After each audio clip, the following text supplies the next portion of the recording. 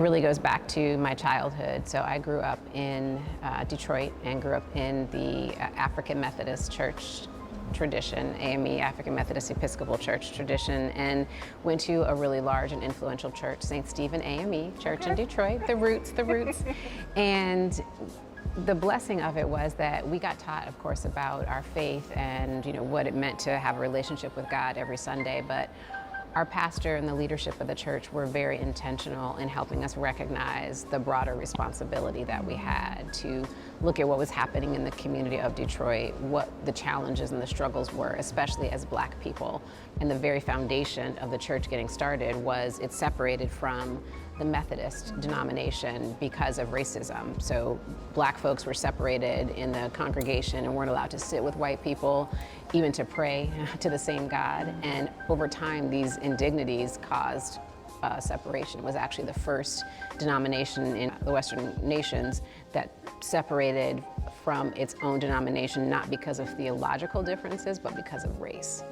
And the first African-American denomination in the country as well. So those are my roots, and I'm so grateful that I had that experience, because in the midst of learning about God at St. Stephen AME Church, my childhood pastor, Bishop John E. Hunter, the late Bishop John E. Hunter, he regularly had us look at what's happening and how do we influence it. And so when elected officials and politicians would come on a Sunday and want to sort of glad hand the congregation before their election was happening, he would let them come and they would say their words and greet the people.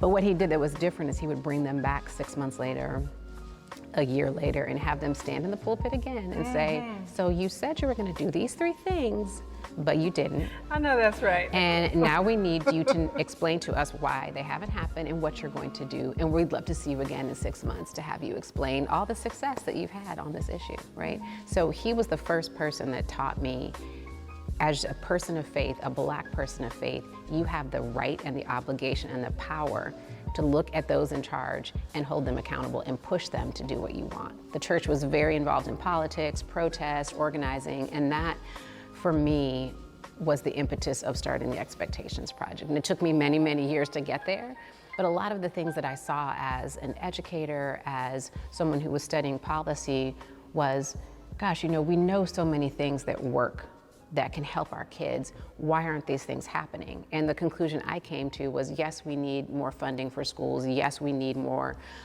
teachers of color. We need, more sort of culturally responsive curriculum. All of those things matter, but there's not a huge push to have those things happen politically, because kids don't vote. The people who are suffering the most with the challenges in our schools are those who often have the least power, or the least perceived power, right? And so how do we raise up a group of people who are gonna say, we're gonna organize collectively and push to make sure that change happens? And for me, as a Christian, my reading and understanding of my faith tradition in the Bible is all of these things are biblical. Of course we should be pushing for that. And I didn't yet see an organization that was focused solely on the intersection of our faith, education equity, and policy advocacy. Lots of congregations of faith have been working on education for years. That is not a new idea. I do not claim that, y'all. We've been out there doing it.